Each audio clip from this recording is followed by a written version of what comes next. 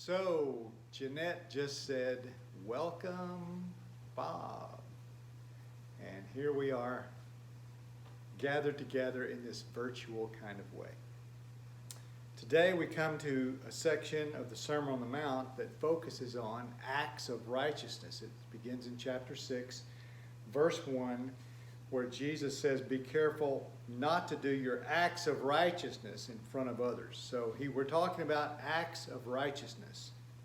And Jesus is going to use three examples of acts of righteousness. And with these examples, he's going to make the point that true worship comes from the heart.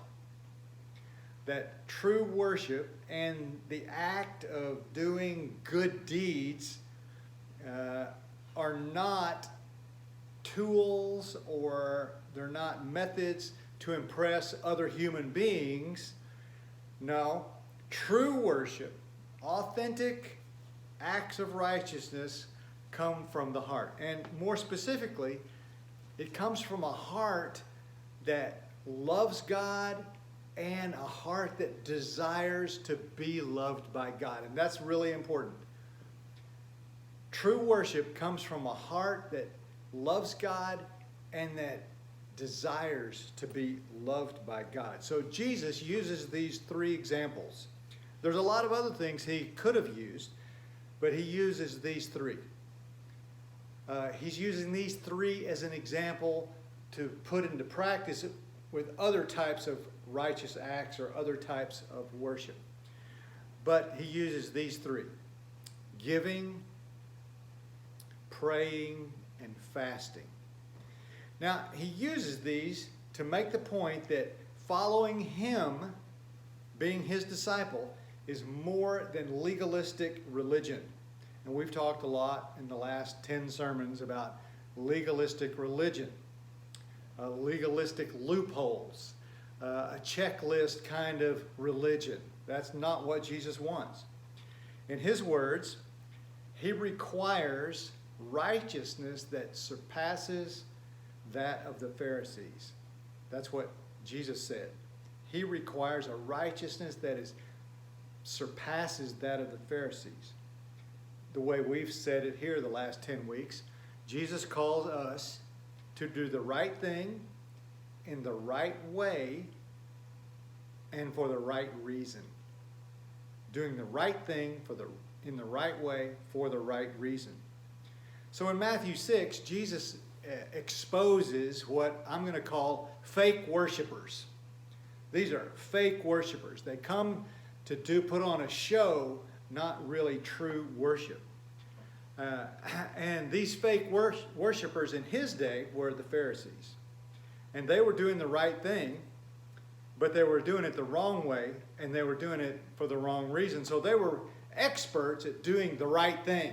These guys were way ahead of everybody else at doing the right thing, but they were way behind in doing it for the right reason, or even for doing it for the right way. So let's look at our three examples. And in this little practice video, this isn't going to be exactly the way it'll happen, but first of all is giving. He says, be careful not to practice your righteousness to be seen of others, or you'll have no reward. And then he says about giving, he says, don't make a big deal about how much you give. Because if you make a big deal about how much you give, you're doing it not to please God, but you're doing it instead to gain notoriety or fame for yourself. So people say, whoa, that guy's a donor. He's a big donor. We need to treat him better because he gives so much. As a matter of fact, Jesus makes this exact point in Luke when he talks about the woman who's just given a couple of pennies. And he says she's the real giver because she's giving from her heart. Paul makes the same point in Corinthians when he says that Jesus loves a cheerful giver. So giving is about your heart. It's not about the amount. And it's especially not the big deal you might make about how you give. Like, for instance, you might want your name on the building. And he says, I'm not about that. I'm about, instead, I want your heart to love God, and you're giving because you love God. And if you give because you love God, then you're going to get a reward. Then he moves on to the second example, prayer. He says, don't make a big deal about when you pray. You don't want to be famous, but wow, that guy's a really good prayer. We need to get that guy to pray, because when he prays, he really says some really interesting things to listen to in the prayer, as if prayer is about being interesting. So he says, you don't want to be a person who prays just so people will say, wow, that guy can pray good. Like you stand on the street corner and you say your prayer really loud.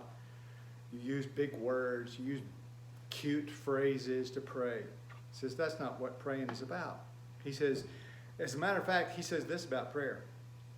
He says God already knows what you want, and he already knows what you need. So you don't need to impress God with fancy words. It's not as if God is going to be convinced into giving you what you want. It's not like you're on the TV show The Voice, and if you perform loud enough and cool enough, then God's going to turn his chair around and you get the prize. That's not it. God already knows what you need before you ask, and so don't make a big deal about your prayers as if you're going to be a famous prayer. The third thing is about fasting. And we don't do fasting very much, and so I'm not going to say anything about it in our practice, except for I'll say a few things about this is the purpose of fasting. But these guys would dress up.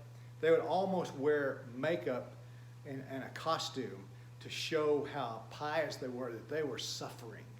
They wanted everybody to know that they were suffering because they were fasting, and that's not the reason to fast. And over and over, in all three of these cases, Jesus says, your Father sees the unseen. He sees what you do in secret, and when he sees your heart giving and praying and fasting, he is going to reward you. And in all three of these, there's this kind of implication, this sort of, I don't know exactly what to call it, but I will by tomorrow. That we're doing these things for reward. And for something about that, it just doesn't feel good. It feels like I'm not supposed to be praying for a reward. I'm not supposed to be giving for a reward. But the fact is that Jesus often, not just here in the Sermon on the Mount, but in other places, he talks about that he wants his followers to do certain things so that they will get an award. A reward. And the reward, though, is important that it's an appropriate reward. Now, who wrote and really actually spoke about this in a really, I think, effective way was C.S. Lewis. In the 1940s, he preached a sermon called The Weight of Glory. And in his sermon, The Weight of Glory, he addresses this idea of reward head on. Head on. And he uses several examples about what he calls appropriate reward. There's a reward that's appropriate. And he uses, like for instance, a man who marries a woman for love, that's appropriate. And there's a man who marries a woman for money, that's not appropriate. And so it depends on the reward. If you're doing something to receive the appropriate reward, then that's good. That's a godly thing. One of his examples was a general, a soldier, or a mercenary. And he says a soldier fights for the appropriate reward. And the appropriate reward for a soldier is victory. Victory for his country, for his family, for his cause. And yet for the mercenary is fighting for an inappropriate reward. Money. And so this is Jesus talking to people who are giving and praying and fasting, because what they're doing it for the wrong reason, for the wrong reward. They want a reward from people. They want praise from human beings. Jesus says that's not why you give. That's not why you pray, and that's not why you fast. That's not why you do any good deed, is to get the praise of other people, to be known as a good person. That, you know what? That's not what you're about. Even though you may be known as a good person, that's not the reason. That's not the purpose. So what is the purpose? Again, we're going to ask C.S. Lewis for a little help here. What he talks about is the idea of longing. The idea that human beings are born with a God-shaped hole in their heart. And they are longing for something to fill that hole. And in the case here in Matthew 6, the inappropriate way to fill that hole is with the praise of other people. But what will fill that hole? See, because he says that all of our lives we're seeking. All of our lives we're hungry. For all of our lives we have an unsatisfied desire. Later in Matthew, Jesus is going to describe the day when we actually find what we were seeking. Our hunger is actually filled and our desire is actually satisfied. And Jesus describes that day like this. He says, on that day, our Father is going to look at us and He's going to say the words that you long to hear all your life. Well done. Well done. Because the thing that fills the God-shaped hole in your heart is the approval of your Father in heaven. In 5th grade, I was playing football, and I was pretty good in 5th grade. I was a defensive end and offensive tackle. You can tell by my guns that I was probably really good at that. But actually I was. And especially on defense, I was good. And we had at the end of the season, we had an all-star team. And that all-star team was going to play an all-star team from North Carolina who had come all the way to Texas to play against the Texas team. And our Texans team beat the North Carolina team, as you would expect. And afterwards, there was a banquet, and there were awards. And I had played a really good game. I had caused a sack. I sacked their quarterback, made him fumble. We recovered. That sealed the game for us. I'd made quite a few other tackles behind the line of scrimmage. And you know, I thought I was in the running for the most valuable player. I didn't get it. Actually, the coach's son got it. But what happened that night, and that'd be 1963,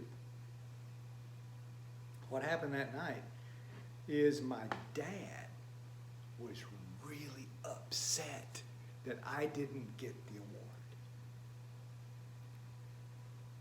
And my dad is still upset to this very day that I didn't get the award. And if he was here, not quarantined back in Abilene, but if he was here, he would tell you that I deserved that award and the other kid only got it because he was the coach's son. I don't remember anything about feeling bad about not getting that award. But what I remember is that my dad thought I deserved the award. The reward I got was way better than the award. Because what I got was the knowledge that my dad thought I was the most valuable player. That's the well done we seek. We seek this well done from God, that God will say, when He looks us in the face, well done. That's the reward we seek when we give. That's the reward we seek when we pray. That's the reward we seek if we ever do fast.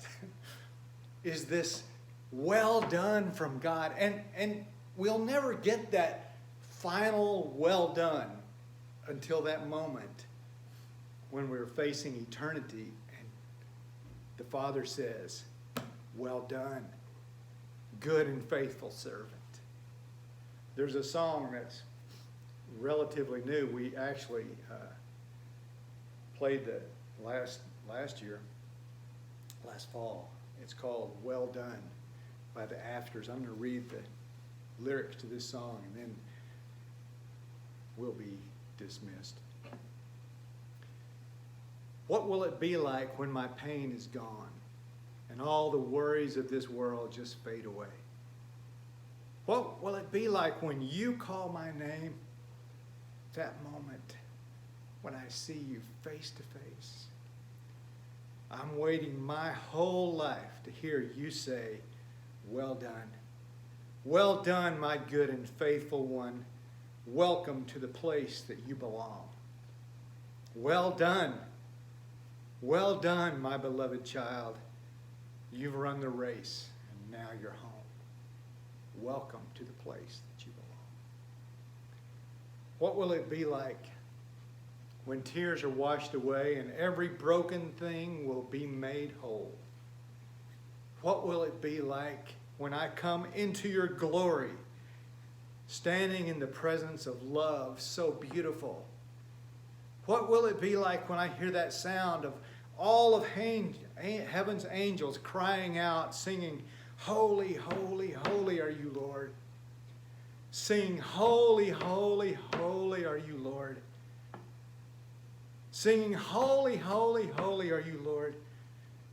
And me, standing in front of you, waiting my whole life for that day until I hear you say, well done. The right thing, the right way, for the right reason.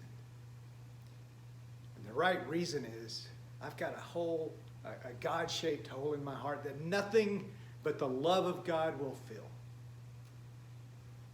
And so I pray, not for the praise of men, but for the praise of God. I give, not so men will notice, but so God will notice. I fast, if I fast. I fast, not so others will notice, but so God will say, well done. Psalm 37.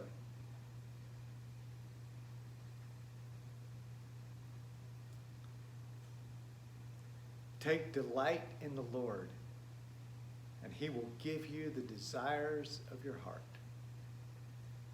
And the true desires of our hearts, because this is the way we're created, is for our Father to say, well done. That's it. That be the sermon.